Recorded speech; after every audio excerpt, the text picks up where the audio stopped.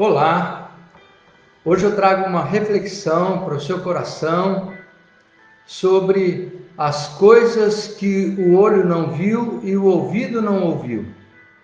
Meus amigos, meus irmãos, nessa oportunidade vou refletir sobre um texto que muitos já leram ou ouviram falar, mas que talvez não conheçam o seu significado.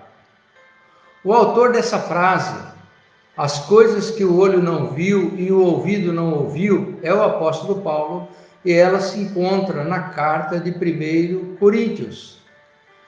1 Coríntios é como é conhecida a primeira epístola do apóstolo Paulo à igreja de Corinto, na Grécia, muito embora possa ter sido a segunda carta do apóstolo aos cristãos daquela grande cidade.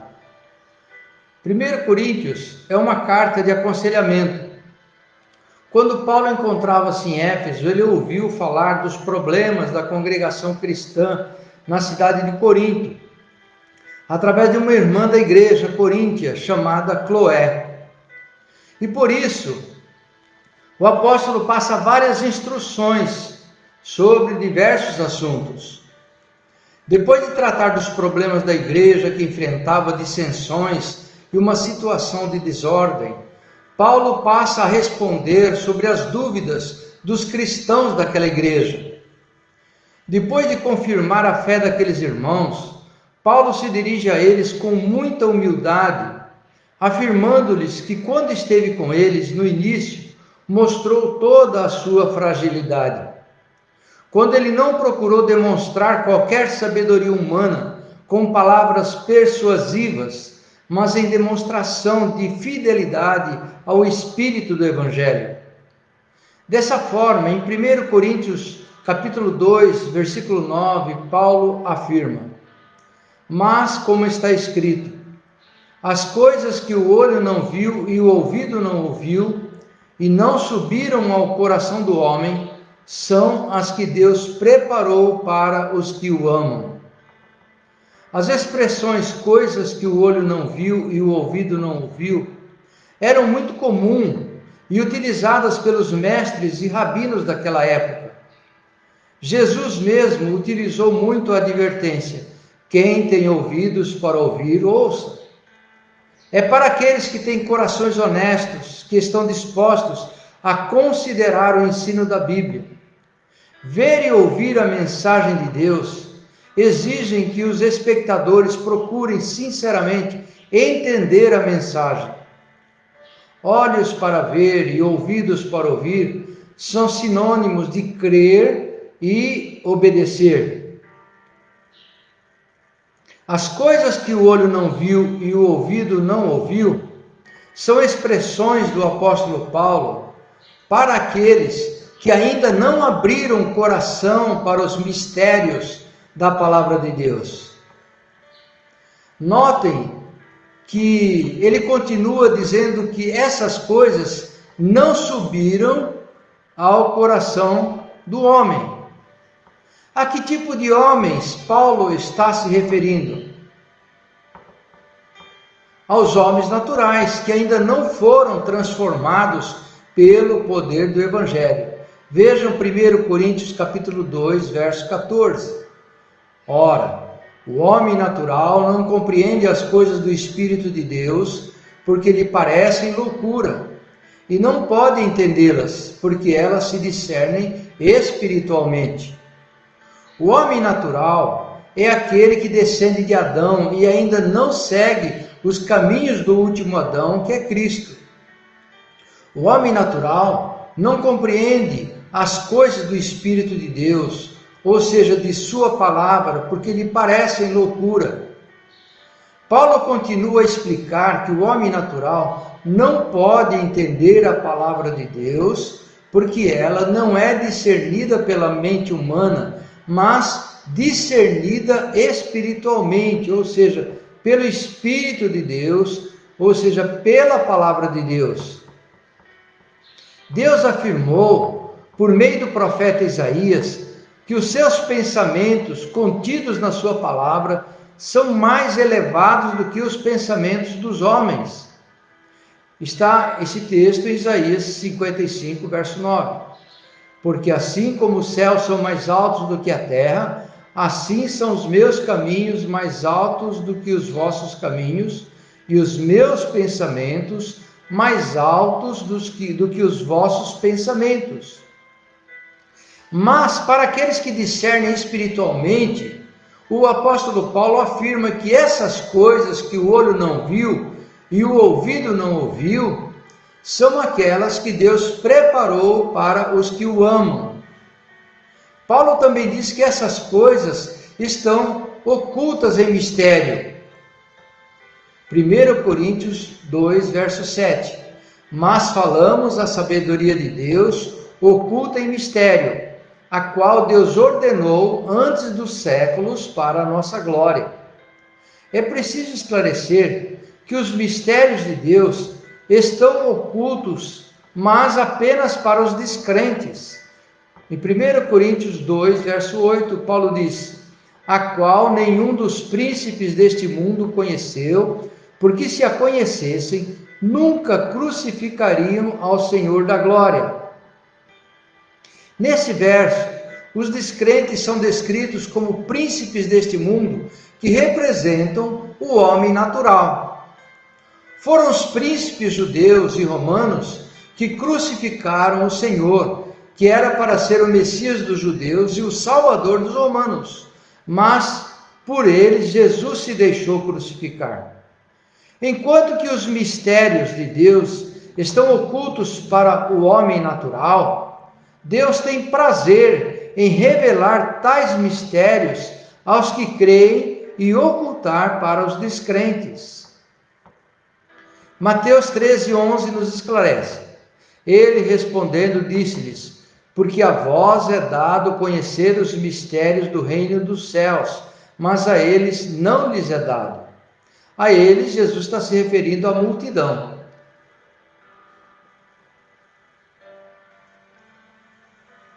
Então, por que Deus oculta os seus mistérios aos descrentes e os revela aos seus discípulos?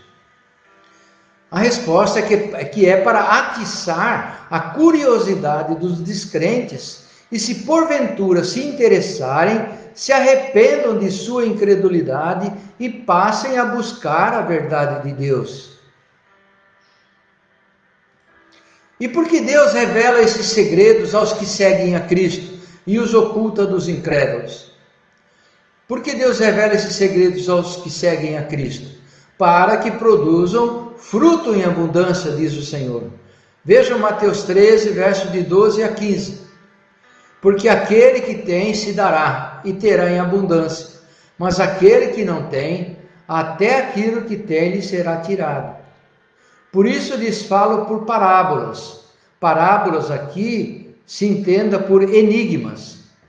Então Jesus diz: por isso lhes falo por parábolas ou por enigmas, porque eles vendo não veem, e ouvindo não ouvem, nem compreendem. E nele se cumpre a profecia de Isaías que diz: ouvindo ouvireis, mas não compreendereis, e vendo vereis, mas não percebereis. Porque o coração deste povo está endurecido, ouviram de mau grado com seus ouvidos, e fecharam seus olhos, para que não vejam com os olhos, ouçam com os ouvidos e compreendam com o coração, se convertam e eu os cure.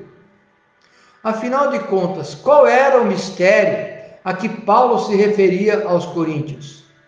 Qual era o mistério que o olho não viu e o ouvido não ouviu?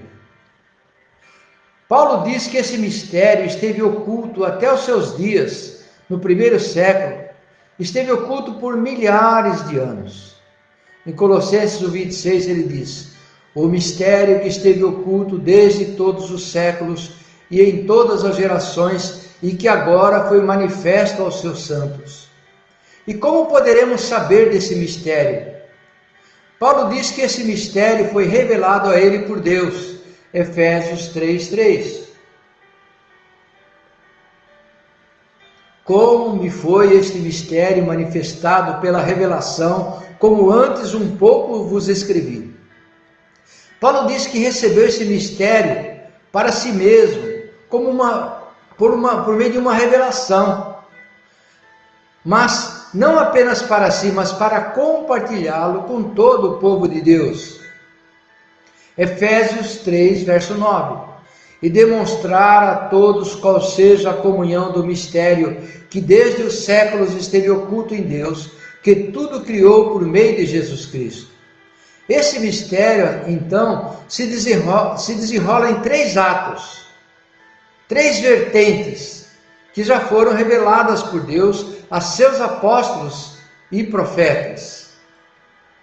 Vejam que esses 3 atos são revelados pelo apóstolo Paulo em Efésios capítulo 3, versos de 4 a 11. Por isso, quando ledes, podeis perceber a minha compreensão do mistério de Cristo, o qual nos séculos não foi manifestado aos filhos dos homens, como agora tem sido revelado pelo Espírito aos seus santos apóstolos e profetas, a saber que os gentios são coerdeiros de um mesmo corpo e participantes da promessa em Cristo pelo Evangelho, do qual fui feito ministro pelo dom da graça de Deus, que me foi dado segundo a operação do seu poder. A mim, o mínimo de todos os santos, ou o menor de todos os santos, me foi dada esta graça, de anunciar entre os gentios, por meio do Evangelho, as riquezas incompreensíveis de Cristo, e demonstrar a todos qual seja a comunhão do mistério, que desde os séculos esteve oculto em Deus, que tudo criou por meio de Jesus Cristo, para que agora, pela igreja, a multiforme sabedoria de Deus seja conhecida dos principados e potestades dos céus, segundo o eterno propósito que fez em Cristo Jesus, nosso Senhor. Então, por esse texto, vemos que o primeiro ato desse mistério é que os gentios são coerdeiros de um mesmo corpo e participantes da promessa em Cristo pelo Evangelho, conforme verso 6 de Efésios capítulo 3. Os gentios são coerdeiros de um mesmo corpo e participantes da promessa em Cristo. No dizer de Paulo em Romanos 11, 24, os gentios convertidos foram cortados da falsa oliveira e enxertados na oliveira verdadeira, que são os judeus. Romanos 11, 24. Se dirigindo então aos romanos que eram gentios, Paulo diz: vocês eram por natureza o ramo cortado de uma oliveira brava. Portanto, se Deus se mostrou disposto a fazer algo contrário à natureza, ao enxertá-los em sua oliveira verdadeira, estará ainda mais disposto a enxertar os ramos naturais de volta na árvore da qual eles fazem parte. Esse ato de enxerto se dá quando os gentios se convertem e passam a fazer parte da herança de Abraão por meio de Jesus, que era o seu descendente. Os gentios então são considerados co-herdeiros dos judeus em o mesmo corpo e participantes da promessa em Cristo pelo Evangelho. Para Abraão, para os irmãos da antiga aliança, os judeus da velha aliança, eles criam na promessa da vinda do Messias, e essa crença, a fé deles envolvia crer nessa promessa de Deus. Tanto é que Abraão foi salvo pela fé nessa promessa. Então Paulo nos mostra o segundo ato desse mistério. O primeiro ato, então, é o enxerto dos gentios que se convertem, e se tornam co-herdeiros no mesmo corpo. E depois, o segundo ato desse mistério é essa união de gentios e judeus no mesmo corpo. Veja o versículos 9 e versículos 10. E demonstrar a todos qual seja a comunhão do mistério, que desde os séculos esteve oculto em Deus, que tudo criou por meio de Jesus Cristo, para que agora, pela igreja, a multiforme sabedoria de Deus seja conhecida dos principados e potestades nos céus. Vejam que esse mistério a que se refere o apóstolo Paulo esteve oculto por milênios. E a igreja de Cristo, que é a igreja de Cristo, esse mistério, então, em última análise, que esteve oculta por milênios, até dos profetas da velha aliança, é a igreja de Jesus, a igreja que ele veio fundar. Embora os profetas já tivessem previsto que os gentios participariam desse plano, porém esses profetas não sabiam como isso se daria. Talvez eles pensassem que os prosélitos, que eram os gentios convertidos ao judaísmo e que assistiam às celebrações no pátio do templo e não dentro da congregação, fosse o cumprimento desse propósito. Dessa forma, a participação dos gentios prosélitos do judaísmo não tinham uma integração perfeita no culto judeu, pois não eram considerados judeus de raiz, judeus de origem. No entanto, o mistério não se dá por meio da reunião do culto judaico, mas se dá por meio da igreja, onde ambos, ex-gentios e judeus, participam de igual maneira, sem nenhuma distinção. Em Efésios capítulo 3, verso 10, Paulo acentua que pela igreja as muitas formas da sabedoria de Deus é anunciada, tanto no céu quanto na terra.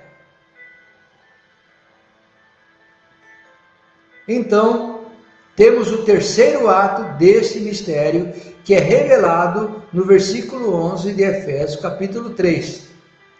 Versículo 11 diz: segundo o eterno propósito que fez em Cristo Jesus, nosso Senhor.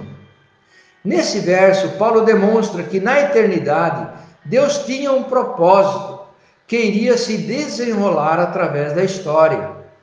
Esse propósito é o de engrandecer a sua palavra entre todas as suas criaturas terrestres e celestes. Em Provérbios 19, 21, Salomão diz assim: é da natureza humana fazer planos, mas o propósito do Senhor prevalecerá. O Salmo 119, 89, esse Salmo 119, ele fala inteiramente da palavra de Deus. E o verso 89, ele diz: a tua palavra é eterna, ó Senhor, está firme nos céus. Então Deus teve por primazia tornar a sua palavra eterna, para sempre. Então ele criou esse propósito de engrandecer a sua palavra. E como é que ele faz para engrandecer a sua palavra através de todas as suas criaturas? A sua palavra, como sabemos, é Cristo. Vejam João capítulo 1, versículo 1. No princípio, aquele que é a palavra já existia. A palavra estava com Deus e a palavra era Deus. Dessa forma, o propósito eterno de Deus é engrandecer a sua palavra, que é Cristo, o Verbo divino encarnado. Efésios 1, de 9 a 10. Agora Deus nos revelou sua vontade secreta a respeito de Cristo. Isto é o cumprimento de seu eterno propósito. E o plano é este: no devido tempo ele reunirá sob a autoridade de Cristo tudo o que existe nos céus e na terra. Assim, o propósito eterno de Deus, que olho algum viu e ouvido algum ouviu, é o de reunir em Cristo todas as criaturas do céu e da terra. Queridos, Deus não faz nada atabalhoadamente, sem um planejamento prévio.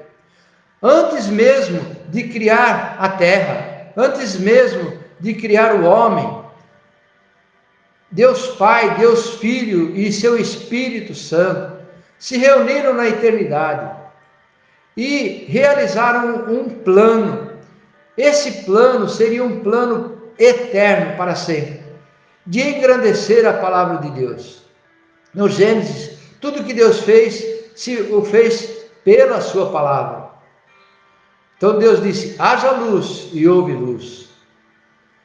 Deus falou com as águas: haja águas acima do firmamento e águas abaixo do firmamento.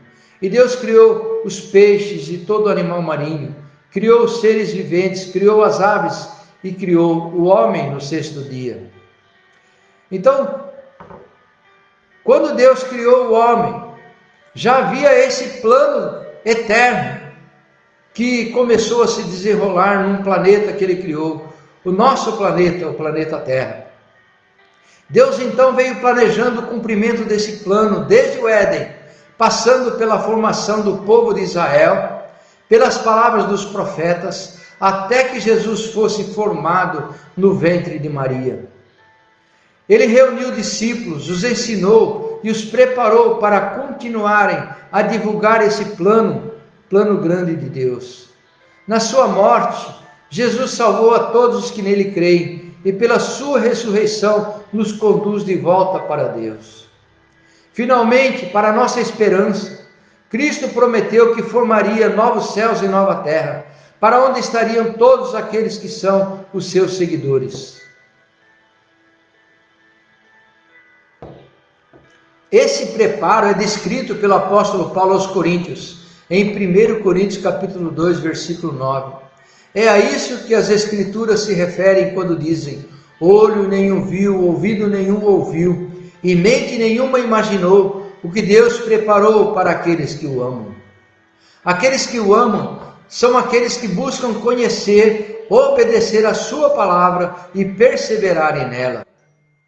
Portanto, meus amigos e meus irmãos, continuemos a crer e perseveremos em aguardar o cumprimento dessa esperança em Cristo, a palavra eterna de Deus. Então, olho nenhum viu, ouvido nenhum ouviu e mente nenhuma imaginou o que Deus tem preparado para aqueles que o amam. Deus preparou um projeto eterno de engrandecer a sua palavra, engrandecer o sublime dos sublimes, que é Cristo, e reservou para aqueles que o amam novos céus e nova terra. Novos céus e nova terra que não terá sofrimento, não terá dor, não terá pandemia, não terá solidão. Amados, nesse novo céu e nova terra, Cristo mesmo enxugará de nós toda a nossa lágrima. Ele prometeu aos seus, aqueles que nele creem, que perseveram na sua palavra, que herdarão o reino dos céus, esse reino que ele está preparando desde a fundação do mundo. Então, amados, creiamos nisso. Então, as coisas que o olho não viu e o ouvido não ouviu, são aquelas que Deus preparou para aqueles que creem, para aqueles que carregam a sua cruz, para aqueles que são batizados na morte de Jesus. Esses herdarão o reino dos céus. Estes são os simples, são os mansos, que são os bem-aventurados, que herdarão a terra e herdarão o céu. Então, amados, permaneçamos firmes nessa promessa. Você que ainda não teve uma experiência sobrenatural com Cristo, confie nele, peça que ele entre na sua vida, peça que Deus se revele a si mesmo, peça que Deus se revele a você, para que você passe a ver essas promessas e ouvir essas promessas e crer que essas promessas também podem ser suas, de possuir um novo céu, uma nova terra, onde não haja vírus, onde não haja bactérias mortais que consomem a vida do homem, onde nós teremos comunhão pura uns com os outros, e conheceremos os santos de Deus ressuscitados, estaremos para sempre com o Senhor. Que o Senhor nos abençoe e nos guarde nesse dia maravilhoso. Amém.